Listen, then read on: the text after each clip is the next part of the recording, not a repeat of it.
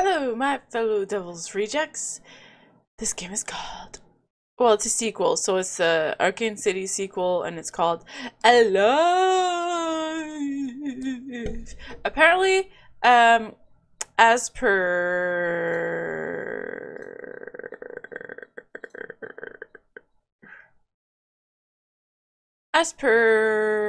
CB Radio Lover, as per usual, thank you very much. I really appreciate you a lot for updating me with everything. This one, I guess the choices you make, it does make a difference in the story. So let's freaking do it! New game. They say that the world is full of dark corners. I can tell you from personal experience that they're right. My name is Chris Saffron, and I'm a sophomore. I'm a sophomore in high school, but I'm in a special program where I also attend college courses part-time. I hail from Louisville, Kentucky, but I'm enrolled at Miskatonic University, and I'm away from home in order to go there, up in the northeastern part of the country. I was set up there along with another student, my shadow, Sierrawin, who is one grade below me. Classroom 101! We came here to learn about archaeology, quantum physics, and literature. We're both what some people would call advanced or special. Though as for me, my home life leaves a lot to be desired. My parents have money, but they forget me a lot of the time. The dollars are a substitute for warmth and compassion. Regardless, I've enjoyed the classes themselves. It's my living arrangements that have left something to be desired. Just a little note there, if your family, your own blood, treats you like shit and are never there for you, just because they are your own blood doesn't mean they are your family. You can find other family people that are not your own blood. You know what I'm saying? I'm bad at explaining. Just because it's your own blood doesn't mean that they're your family. So, fuck people like that, and you do what you gotta do. Okay, I'm done. I'm done, I swear. Okay. Okay. Let's get to horror. The house was your typical northeastern home. It's old, as those types of homes usually are. It had a dramatic flair, and yet there was a certain creepy factor as soon as we went to rent rooms there. Sierrawin mentioned it. I ignored it. She tried talking me out of it. No, I wish I had listened. This is where the problems began. The home itself is sectioned off into boarding rooms with a bathroom each, and the kitchen downstairs, which is a common area. Something about the interior architecture made me feel disoriented as soon as I walked in, though I couldn't put my finger on why. Creepy. For the first few days, everything was okay. The live-in landlord was kind of a grouch, and he seemed like the type that didn't give a damn. A slumlord, in other words. Had there been a place available that was nearer to Miskatonic University, we would have gotten rooms there, but it wasn't really an option at this point, and all of the dorms were full to boot. Regardless, I tried my best to get used to the surroundings. Sierrawin would spend more time with me, and I would help her study, though her native nature and jittery shyness were sometimes irritating. One night, in a state between slumber and awareness, a strange noise pervaded my hearing. I wasn't certain if I was dreaming or semi-lucid, but the sight in front of me was unnerving to say the least. Oh, you guys ever had sleep paralysis? You know how I get with that shit. Oh, it's so scary. Alright. An ominously hooded figure stood at my bedside, whispering strange chants and phrases, and waving her hands in odd patterns. I could tell by the curvature of her body that she was of the feminine persuasion, but that did little to ease my fears. Whoa, what are you? I said fearfully.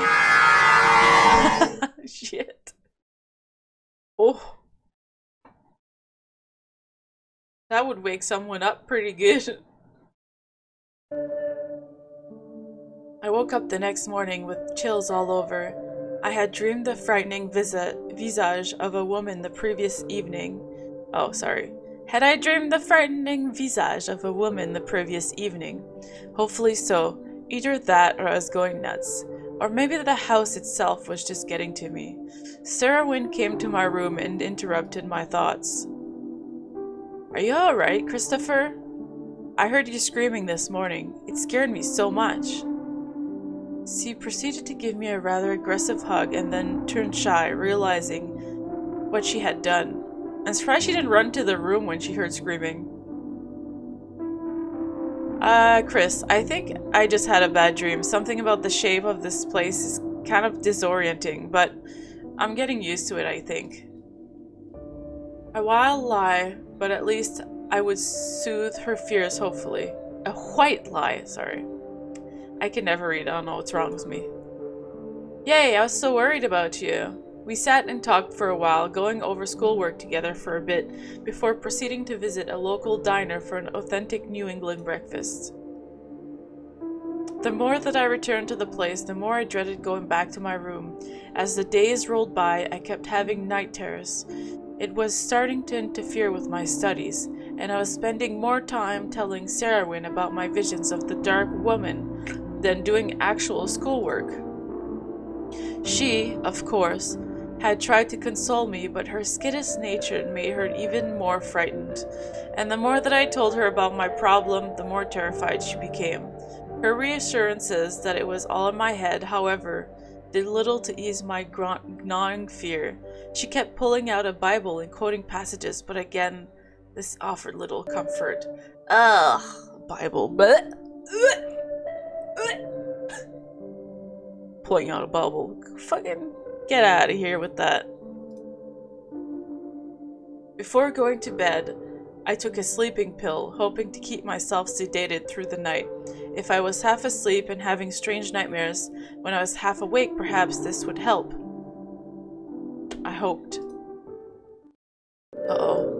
My theory turned out to be incorrect as I woke to what can only be described as the sound of an off-key chorus of flutes and drums playing in horrifying symphony.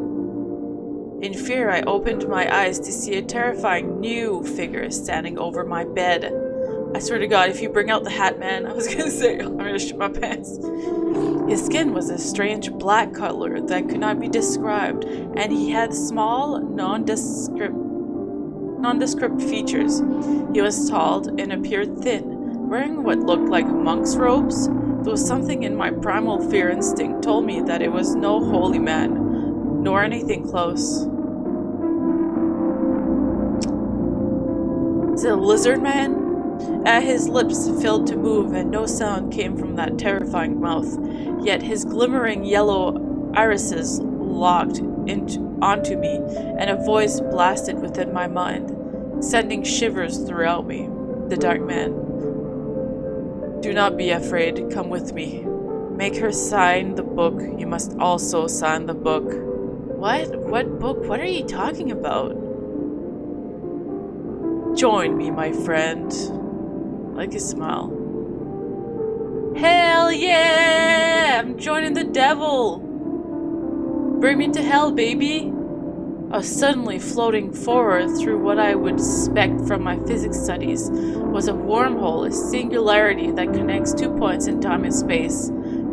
It was a strange feeling, and even though I could not see the dark man, I could feel his presence traveling with me as a guide of sorts. Yes, dark man! Without warning, I suddenly left the wormhole and was standing upon an impossible vista, a landscape that was clearly not Earth, with a staggering alien city in the background, and a sky overhead with cast a faint green hue, with fragments of asteroids orbiting. Wherever I was passing through the wormhole again. I was afraid of what I would see next, but my curious nature got the best of me, anxiously awaiting whatever enigmas lay ahead. Satan, is that you? As I emerged, the giant creature before me appearing neither plant nor animal, but perhaps somewhere in between, flailed its appendages and made strange noises that I cannot describe. I feared for my safety, but it appeared more curious about me than anything else. Instantly, however, its clawed appendage struck towards me. Okay, blah, blah, blah. Its clawed appendage struck towards me as I clipped back into the wormhole, wondering what I would see next. Oh yeah, baby! That's Mama. Sign the book. Make her sign the book as well. What? Ah! Gah! Gah! How do you even say that? Grr, grr, grr. The next day, I went to class as usual, although I was distracted and shaken the entire time. Afterwards, I found that I couldn't get an internet connection at the house, so I elected to go to the library. Entering the library at Miskatonic, the musty smell of old books floated upon the air, attacking the senses from all directions. This suited me just fine, as I quite enjoyed such a thing. I made my way to the counter, showing them my student ID, and requested a computer. After doing so, I chose one and started pulling things up. It then struck me that perhaps I should look into the house that I've been staying at. Entering the address in a web search yielded no real results. Oh god, I work for the newspaper, so I really don't want to look through old newspapers. But fine, look through old newspapers. I'm taking the hit for you guys, okay? Listen. I'm too curious.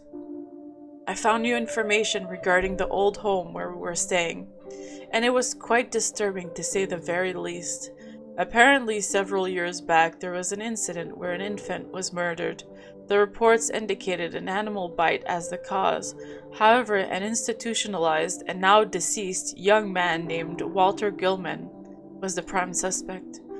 Gilman claimed that there was a strange woman, a dark man, and a human-faced rat in the house, and they wanted him to ritually sacrifice the child, who was the son of another tenant.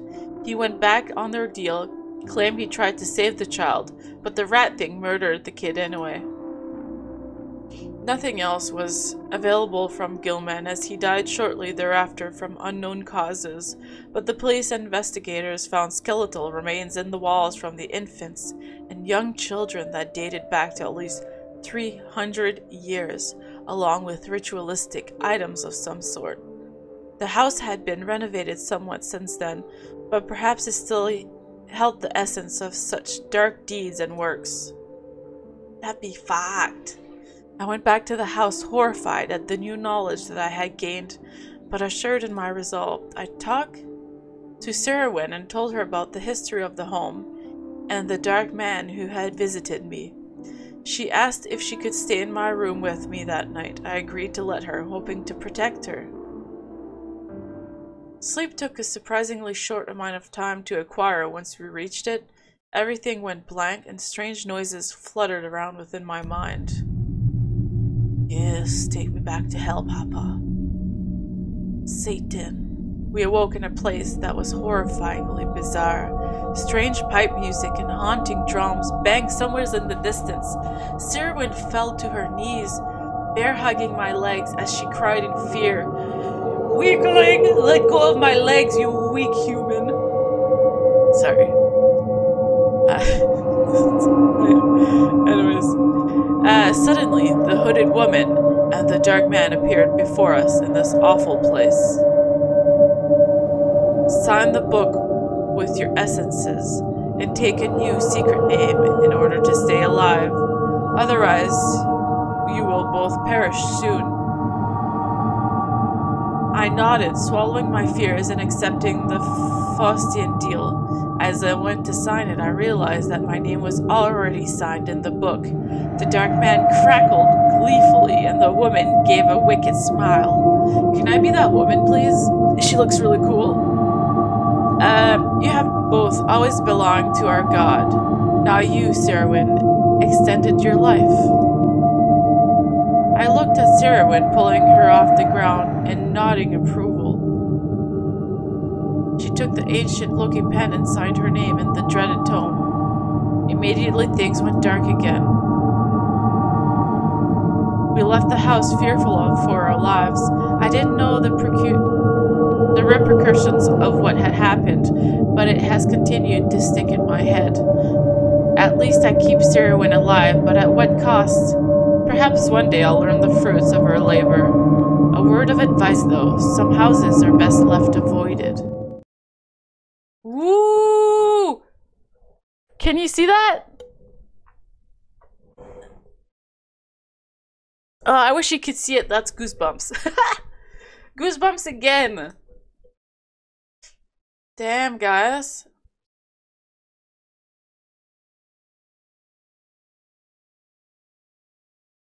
Hell yeah. Amazing, like usual. I was so freaking into it. Holy shit. I don't know what gets me with all the series. It's so good. I don't know. It's just really fun. I love it. That was amazing. Thank you very much. Stay safe out there.